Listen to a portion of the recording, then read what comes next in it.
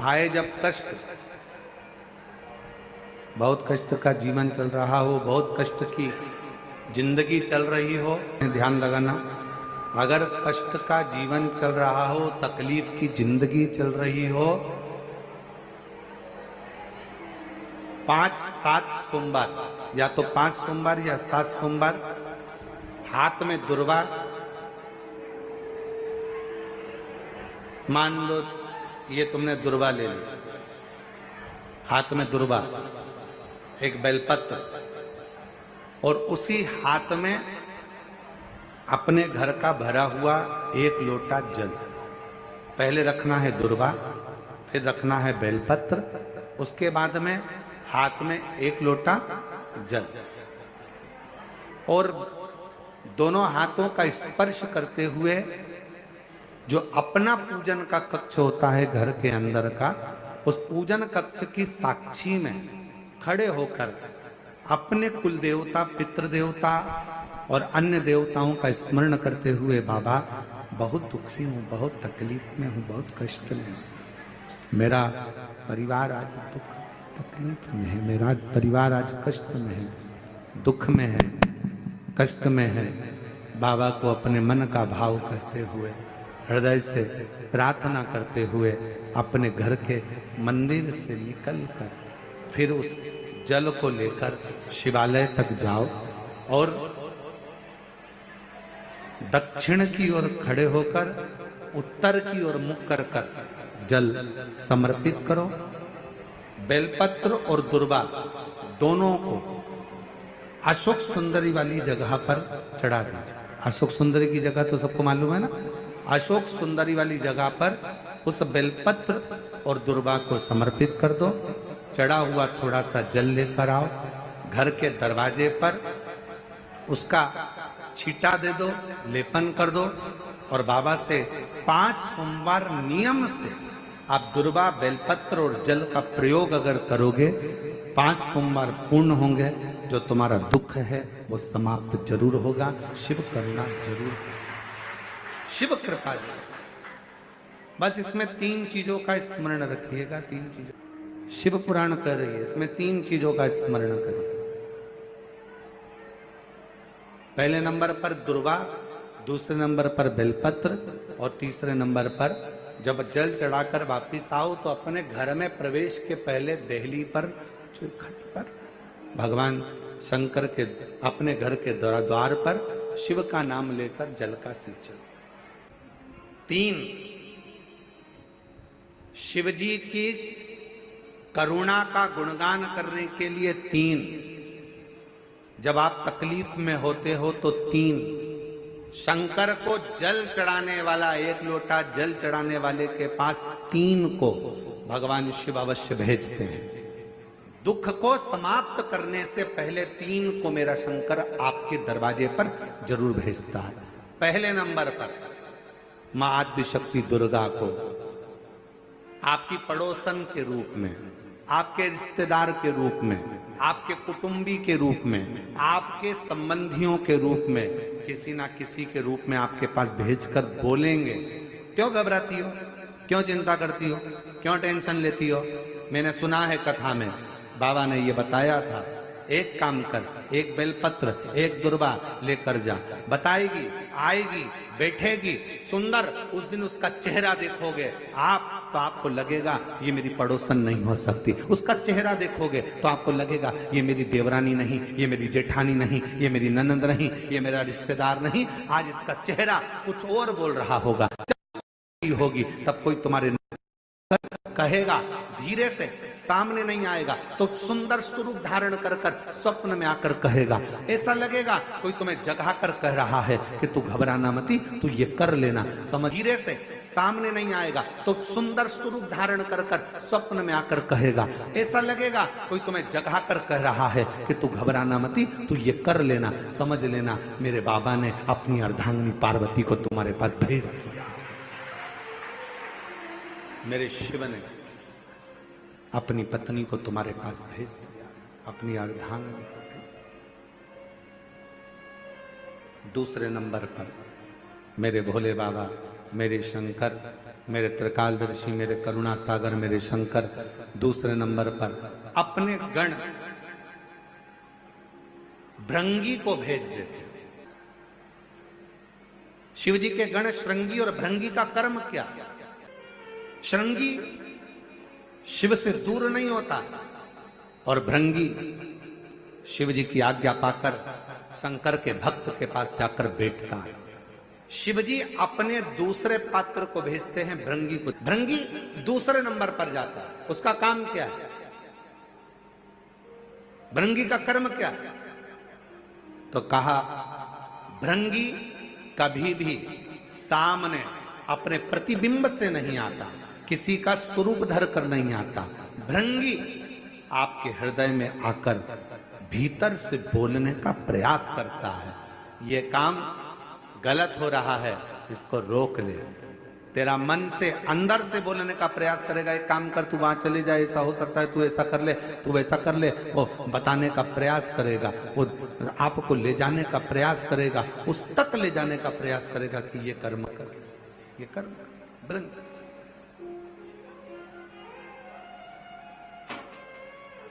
दूसरे नंबर पर भृंगी आपके मन की वाणी को शिव तक पहुंचाने का प्रयास करेगा। और तीसरे नंबर पर भगवान शंकर अपने भक्त का दुख हरने से पहले तीसरे नंबर पर भेज देते हैं अपने नंदीश्वर को, अपने नंदी गण को। मेरे शिव भेजते हैं। नंदी का काम क्या है? जैसे ही नंदी आता है, कोई व्यक्ति के रूप में, किसी रूप में, किसी फोन के रूप में, किसी कॉल के रूप में, किसी पत्र के रूप में, किसी मैसेज के रूप में, जब नंदी तुम्हारे घर में प्रवेश करता है तब वो तुम्हारे रास्ते को क्लीन कर देता है, रास्ते को साफ कर देता है, उसको मार्ग को प्रशस्त कर देता है। आप दिल से उससे कहो, जहां तार न जुड़े। कोई कई जगह कहे ना, अभी हमने कहा कि हमारे बच्चे कहे यहाँ पर सिग्नल मिल रहा है, कोई कहे वहां सिग्नल मिल रहा है। अगर सारी दुनिया से हार गए तो फिर एक जगह पर जाकर सिग्नल मिलाना। एक बार शिव महापुराण की कथा में पहुंचकर बाबा देवादिदेव महादेव से अपने मन की बात कहकर कभी योग बन जाए तो उस कथा में आसन बिछाकर जमीन पर अपना आसन डालकर ये नहीं सोचना कि मैं वीआईपी कितनी हूं, मुझे कहां बैठना चाहिए, कहां रहना चाहिए। एक बार उस पवित्र प्रांगण में जहां बाबा की कथा हो रही हो, जहां बाबा कुबेर भंडारी का आनंदमय कथा कर तत्व ग्रहण करने को मिल जाए, वहीं पर रात्रि विश्राम कर कर बाबा से अपने दिल की बात कहकर अपने मन की बात जरूर कहना। ये निश्चित है मेरे बाबा से तुम्हारा सिग्नल जरूर मिलेगा और शिव आपकी बात को स्वीकार जरूर करेगा, शिव सुनेगा। 5 चीजें शंकर भगवान को चढ़ती है: जल, दूध, दही, शहद, घी, शक्कर, पंचामृत की वस्तु। 5 हमारे जीवन को सार्थक करने वाले। दूध भक्ति का प्रतिबिंब है। हमारे घर से रोग, बीमारी, तकलीफ को दूध चढ़ाते ही वो रोग बीमारी समाप्त होने लगती। दही, हमारे परिवार अगर टूट रहा है, हमारा परिवार अगर टूटने की कतार पर है, 2 बेटे 3 बेटे वो भी आपस में झगड़ रहे हैं, माता पिता आपस में झगड़ रहे हैं, बेटे बहुएं आपस में झगड़ रहे हैं, तो दही शिव को जो चढ़ाया जाता है ये परिवार को जोड़ने का काम करता है। शहद, ये व्यक्ति के जीवन को, समृद्धि को बढ़ाने का प्रयास करता है। घृत, घी, हमारे घर में किसी की चिड़चिड़ वृत्ति हो तो उसको समाप्त करने का कार्य करता है। शक्कर, मिष्ठान, ये हमारे शंकर को इसलिए चढ़ाया जाता है कि हे भोलेनाथ, हमारी जिंदगी में ना जाने कितनी रुकावटें आई पर मिष्ठान की तरह वो जीवन हमारा सार्थक होता चले जाए। 5 चीजें शिव को समर्पित होती। पंचामृत, पंचामृत और चरणामृत दोनों को लेने का तरीका भी अलग अलग है। आप लोग लेते हैं, कभी मंदिर जाते हैं पंचामृत चरणामृत? सत्यनारायण की कथा करवाओ, देवी जी के मंदिर में चौकी करवाओ, कुछ भी पूजन पाठ होती है तो चरणामृत और पंचामृत दोनों मिलता है। आप लोग लेते होंगे। जब पंचामृत दिया जाता है तो लेने वाले को भी सोचना चाहिए कि किस तरह से लेना है। जब पंचामृत दूध, दही, शहद, घी, शक्कर जो मिला हुआ रहता है उसको जब हम लेते हैं तो उसको लेने के बाद में अपने हाथ को हम हृदय से लगाते हैं। किस चीज को लेने के बाद? जम के बोलो। पंचामृत, चरणामृत नहीं। पंचामृत लेने के बाद हाथ को हम हृदय से लगाते हैं। और चरणामृत अर्थात किसी मंदिर में गए, तुलसी जी पड़ी हुई है जल के अंदर और वो पंचपात्र में जल जो रखा हुआ है वो चरणामृत है। उस चरणामृत को जब हम लेते हैं तो उस जल को लेने के बाद में हम अपने हाथ को हृदय से नहीं लगाकर अपने मस्तक से लगाते हैं। उसका कारण क्या है? उसका केवल एक कारण है कि पंचामृत लेने के बाद हमने जो हाथ को हृदय से लगाया, उसका कारण केवल इतना सा है कि भगवान के स्नान की झांकी का दर्शन हमारे हृदय में बैठ जाए। और चरणामृत लेने के बाद जो हमने हाथ को सिर पर लगाया, उसका कारण केवल इतना सा है कि भगवान के चरणारविंद का जल जब हमारे मस्तक पर चढ़ेगा तो हम जैसे पापियों का भी उद्धार अपने आप हो जाएगा। दोनों को लेने का तरीका। और प्रसाद, कई लोग क्या करते हैं, प्रसाद लेने के बाद हाथ सिर पे रखते हैं। नहीं नहीं नहीं, गलत। बहुत ध्यान देना साहब। बहुत सी चीजें हम अपनी जिंदगी में बहुत गलत करते हैं और फिर भगवान से ये विचार करते हैं कि भगवान हमारा कल्याण क्यों नहीं कर रहा, क्योंकि हम गलत कर रहे हैं।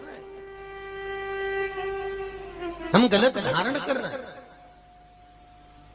वो एक व्रत होता है ना, माताएं करती है संतोषी माता का, उसमें क्या नहीं खाते? हाँ, जम के बोलो। खटाई नहीं खाते। अच्छा, ईमानदारी से बोलो।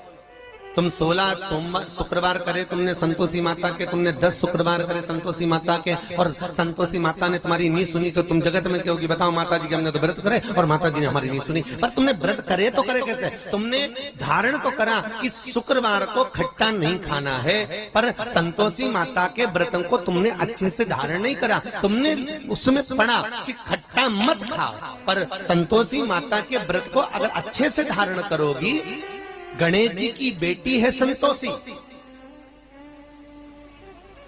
और संतोषी के व्रत को अगर तुम अच्छे से धारण करोगी तो सबसे पहला प्रसंग आता है कि खट्टा मत खाओ, पर साथ में यह भी याद रखो कि खट्टा मत बोलो।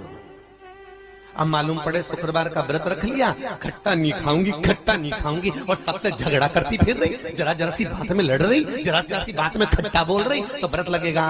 अरे बोलो तो जी जियो, अरे बोलो अच्छे से, लगेगा? व्रत का फल मिलेगा? नहीं। और जगत में कह रही मैंने तो व्रत भी करे पर फायदा नहीं हो रहा, मैंने तो व्रत भी करे कोई लाभ नहीं हो रहा। तो भगवान भी बोले लाभ कहां से होगा? खट्टा खाया नहीं, पर खट्टा बोला तो, और खट्टा अगर बोल दिया तो लाभ क्या होगा? उसका पाप भाव। अब शंकर जी की बात लेके, शंकर जी के मंदिर में गई, वहीं का लोटा, वहीं का पानी, वहीं का महादेव उठा उठा के चढ़ा रही है, तो तेरे को कोई फायदा होता? अरे बोलो तो जरा जम के। लोटा बेचारा, वो कलश किसी दूसरे का, पानी किसी दूसरे ने भर के रखा बाल्टी में, तो कहोगे महाराज जी वो चढ़ाने के लिए तो रखा था, तो था तो दूसरे का। मेहनत किसी दूसरे ने करी, बिजली चालू करके लाइट वाले के बिल बनाकर उसने पानी भरा, दूसरे का पानी, दूसरे का कलश, और तुम बड़े प्रेम से उठा के चढ़ा दोगी तो तुम्हें कोई फायदा मिलेगा? कई कई माता बड़ी चतुर होती है, कोई पीपल का पेड़ का पूजन हो, कोई आंवले का पूजन हो, कोई बड़गद का पूजन हो, किसी भी देवी देवता का पूजन करने, थाली लगी लगाई मिल जाए, किसी की लगी लगाई थाली मिल गई, रोली कोकू हल्दी मोहंदी सब और सब उठा उठा के सब चढ़ाया, और बेचारी जिसकी थाली थी थोड़ी देर बाद वो आई तो आके देखा तो सब गायब हो गए, सब गायब। और पूज भी रही थी, यहाँ सामान रखा था, वो कहां गया? तो कि वो एक आई थी लीलाबाई, सब चढ़ा के चली, सब चढ़ा। लाभ किसको हुआ? बोलो जम के। जिसने चढ़ाया उसको कि जिसकी थी उसको? अच्छा जम के बोलो जरा, यहां तक आवाज आना चाहिए। जिसकी थी उसको लाभ। शमी की जो पत्ती होती है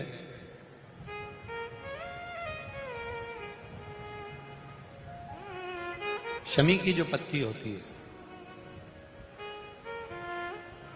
एक पत्ती में जितनी पत्तियां लगी होती हैं और एक पत्ती के अंदर, जरा ध्यान देंगे, जैसे इस पत्ती में ढेर सारी पत्तियां लगी हुई है, उस पत्ती में से भी एक पत्ती तोड़ोगे और एक पत्ती तोड़ने पर उस पत्ती को भी अगर गिनोगे तो उसमें बहुत सारी पत्तियां होती हैं। आज प्रयास करना, अगर कहीं आपको शमी की पत्ती मिले तो जैसे ये पत्ती, इस पत्ती को तोड़ा गया, इस पत्ती में से एक पत्ती निकाली गई और एक पत्ती निकालकर आप धीरे से रखना और उसमें भी बारीक बारीक बारीक बारीक बारीक बारीक बहुत सारी पत्तियां नजर आती हैं। शिव महापुराण की कथा कहती है, जो सोमवार की अष्टमी हो या प्रदोष का व्रत हो या 12 महीने की शिवरात्रि हो या किसी भी दिन प्रदोष काल के अंतर्गत शंकर भगवान को एक शमी का पत्ता कोई भूलवश भी समर्पित कर देता है, तो जितनी एक पत्ती में पत्तियां होती है और उस पत्ती के अंदर भी एक पत्ती को तोड़ने के बाद जितनी पत्तियां होती है, उतने जन्म मृत्यु लोक में मनुष्य के नहीं होते। 84 लाख योनियों में से वो योनियां कट जाती हैं और देव योनि प्राप्त हो जाती है। एक शमी पत्र की इतनी महत्वता है, एक शमी पत्र। कितना सुंदर कहा है। जब जिंदगी बहुत संघर्ष में चल रही हो, बहुत दुख का जीवन चल रहा हो, बहुत कष्ट का जीवन चल रहा हो, बहुत कष्टमय जीवन चल रहा हो, तब शमी के 5 पत्ते, शमी के 5 पत्ते, एक दुर्वा के साथ एक अक्षत चावल का एक दाना, वो भी हल्दी में भिंगोया हुआ हो या केसर में भिंगोया हुआ हो, शमी पत्र 5, एक दुर्वा, एक चावल का दाना, जो दिल से हृदय से बेलपत्री के वृक्ष के नीचे पार्थिव लिंग का निर्माण कर कर मट्टी का शिवलिंग बनाकर प्रदोष काल में, मतलब शाम के समय पर शिवलिंग बनाकर उस पे जल चढ़ाकर, जो ये 5 शमी का पत्र, एक दुर्वा और एक चावल का दाना, अपनी कामना कर कर, जो दुख चल रहा है बाबा से विनय कर कर एक एक पत्ता जब समर्पित कर दे, फिर एक दुर्वा समर्पित कर दे, फिर एक चावल का दाना समर्पित कर दे और बाबा का वहीं पर पुनः विसर्जन कर दे, 3 महीना तो जाने दो, 15 दिन के अंदर वो दुख कटता जरूर है, चाहे कोई भी दुख।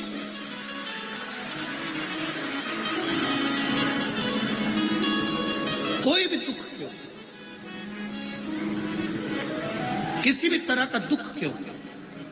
और ये शंकर की आराधना, शंकर की पूजन। एक बहन बैठी है यहाँ, कई लोग कहते हैं अगर हमारे घर में शिवलिंग नहीं है, शंकर का अगर शिवलिंग नहीं है, तो फिर हम शंकर की आराधना कैसे करें। हम आपसे एक बात कहना चाहेंगे, अपने घर में एक छोटा शिवलिंग होना चाहिए, होना चाहिए। और मान लो नहीं है, आपके परिवार के लोग नहीं राजी हो रहे, आपके घर के लोग नहीं राजी हो रहे, आपके परिवार के लोग राजी नहीं हो रहे हैं, तो फिर क्या करोगे। तो कहा शिव महापुराण में सुंदर आनंद के साथ विद्येश्वर संहिता में कहा कि शिवलिंग नहीं होने पर जब आप मंदिर में दिया लगाते हो, मंदिर में जब दीप लगाते हो, मंदिर में जब दिया जलाते हो, प्रज्वलित करते हो, मंदिर में जब दीप लगाओ तो दीप की जो ज्योति होती है वो भी शिवलिंग की आकृति की होती है। तब उस समय पर ज्योतिर्लिंग का स्मरण करो और अपना कार्य सफल करो। अगर शिवलिंग गला पकड़ रहा है, अगर शिवलिंग मान लो शंकर का शिवलिंग हमारे पास में नहीं है, शंकर का शिवलिंग हमारे पास में नहीं है, तो ज्योतिर्लिपि रिंग की भी आप आकृति कर बनाकर उसकी पूजन कर सकते हो। ज्योतिर्लिंग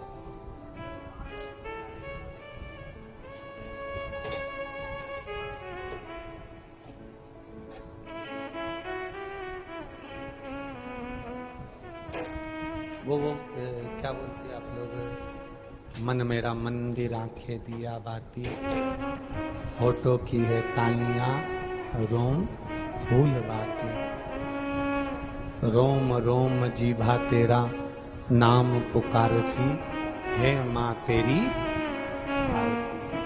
तो जिस दीप को आप प्रज्वलित करते हो, जिस दिए को आप जलाते हो, जिस दीप को आप प्रज्वलित करते हो, उस दिए की जो बाती में जो अग्नि रहती है वो भी लिंग का स्वरूप है, वो भी लिंग का स्वरूप है। इसको हमारे यहां ज्योतिर्लिंग कहा गया, ज्योतिर्लिंग नहीं, ज्योतिर्लिंग कहा गया।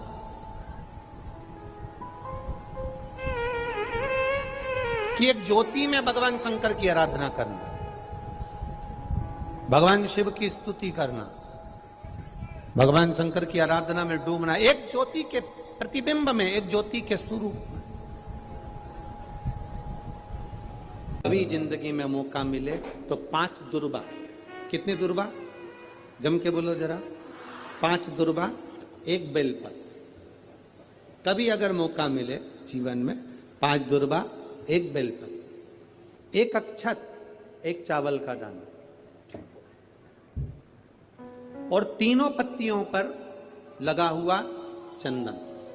बेलपत्र की जो 3 पत्ती होती है, इन तीनों पर लगा हुआ चंदन, दुर्बा, बेलपत्र, चावल का 1 दाना मध्य पत्ती पर रखकर, जब भी आप अपने हृदय से कोई सरकारी गतिविधियों में कहीं फंस गए हो, सरकारी कोई केस चल रहा है, कोई सरकारी चीजों में अगर तकलीफें आ रही हैं, तो शिव का नाम लेकर आप अपना कर्म जरूर करना, मेहनत जरूर करना, कर्म के साथ में शंकर पर विश्वास रखकर 1 अक्षत का दाना, 1 बेलपत्र, 5 दुर्बा हाथ में लेकर शिव का स्मरण कर कर श्री शिवाय नमस्तुभ्यम कहकर, अगर श्री शिवाय नमस्तुभ्यम भी नहीं कह सकते, पंचाक्षर मंत्र नमः शिवाय, षडाक्षर मंत्र ओम नमः शिवाय, या फिर श्री शिवाय नमस्तुभ्यम बोलकर